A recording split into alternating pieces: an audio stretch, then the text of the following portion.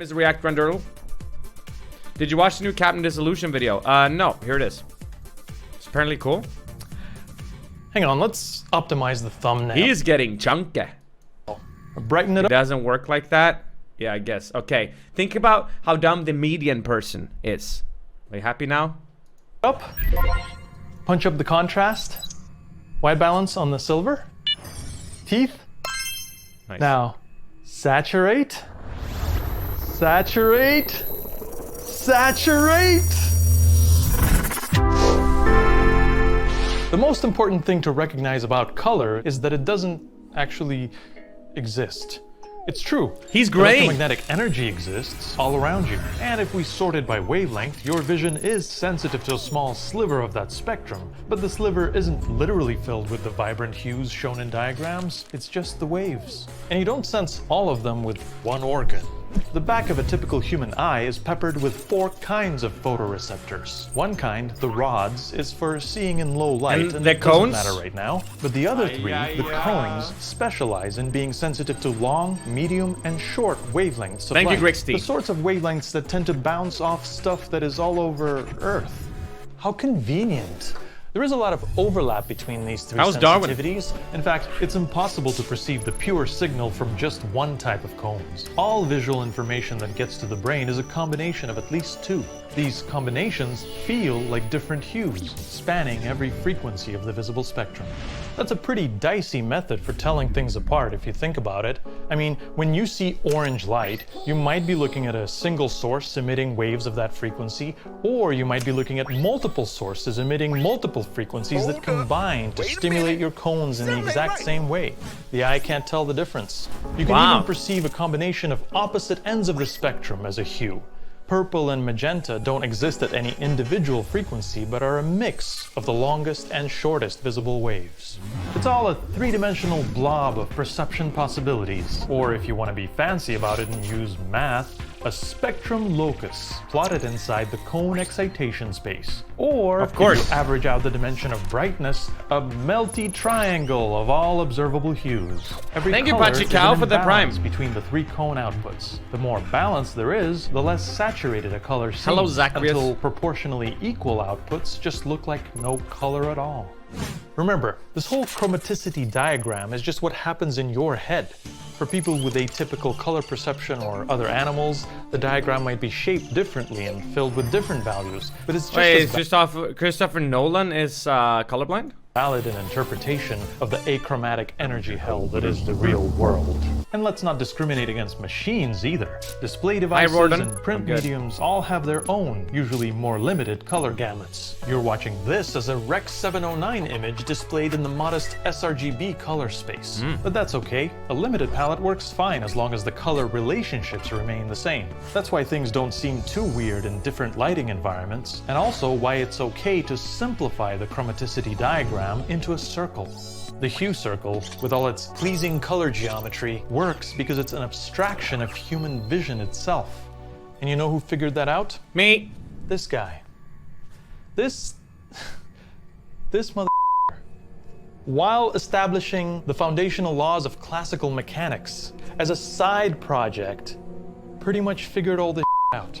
He understood that color is a byproduct of physical and psychological phenomena before there was indoor plumbing or electricity, before people knew atoms existed. Fucking He genius. drew the hue circle before the invention of photography. What are we doing with our lives? Oh, you didn't like that someone you liked a tweet by someone you didn't like? Dude used to grind his own lenses. A century and a half later, James Clerk Maxwell figured out the electromagnetic spectrum and described the 3-color separation principle, which became the basis of pretty much all color imaging technology. And a century and a half after that, we still use Newton's hue circle as a standard visual aid for additive color relationships. It's handy for figuring out effective color palettes in digital art and for performing intricate color grading on moving images. Here, the goal is to push the relatively limited color space to somehow convey the depths of human visual experience and imagination.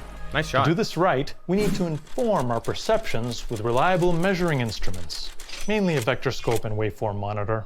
These used to be expensive, dedicated pieces of hardware, but now they're just a click away in all your favorite video editing applications. The vector scope plots where the colors of your we use one called DaVinci.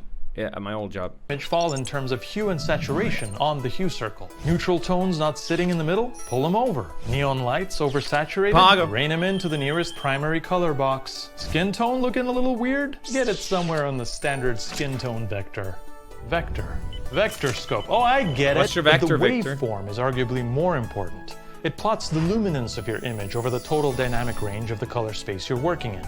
It's a way to ensure your shadows are dark enough, your highlights bright enough, and your midtones are just right. This is gonna be on the Imagine test, picture chat. printed in black and white on a plastic transparency, then distorted in such a way that the brighter an area is, the higher its relief. That tripped me Looking out. at that edge on from the bottom is what the trace of a waveform shows. And for even more detail, you can look at a parade of each of the 3 color channels' luminance. Why so much scrutiny This on is a well waveform? edited. Well, remember the unimportant rods in your retina? There are about 94 million more of them than the color sensing cones. You're designed to prioritize contrast way over color. It's what makes chroma subsampling possible, and why color blindness is not really a big deal. Many people with color deficiency in their vision don't even realize they have it until later in life. Is that true? Any colorblind people in here who figure it out late? In this fascinating art Maybe I'm colorblind. experiment, painter Marco Bucci demonstrates how almost completely random colors can look sensible in paintings with well-defined black and white tones. So, to summarize what we've learned, Oh. Colors don't exist outside of your brain. The brain doesn't care about colors that much. so if you're trying to make your videos look What the fuck? That was Twitch chat reciting what they learned. good with some basic primary color correction, don't overdo it.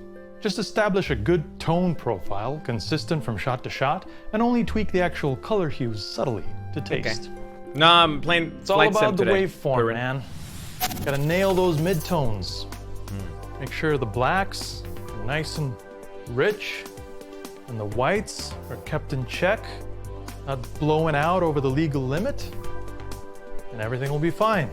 There is an expression in color grading. I wonder if it's gonna go anytime soon. It's called crushing the blacks, which is when you're usually when you adjust the gamma, right? And you well, you make the blacks blacker. Everything will be Yeah. just fine. Fun. Love you, Captain D. What the fuck is that sample? Well, that was cool. That was interesting to see. It's true, chat. Oh, I shouldn't. I should. Okay, look, color grading. This is what it is. Basically adjusting the gamma of the picture. All right.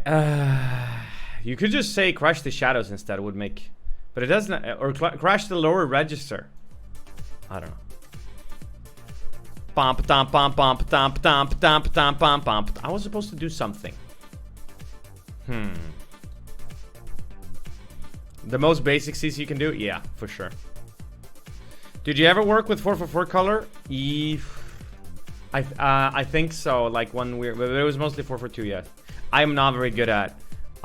Every time color space work, always confused the fuck out of me. I was not really in charge of that stuff. For the most part, they gave us stuff ready to go, and the color space needed to be. And the few times we needed to do a bunch of color space stuff, it always confused the fuck out of me. I never quite understood it. Color mixing, exactly. We already listened to the new Story Way song. Flight Sim when I'm done stalling it.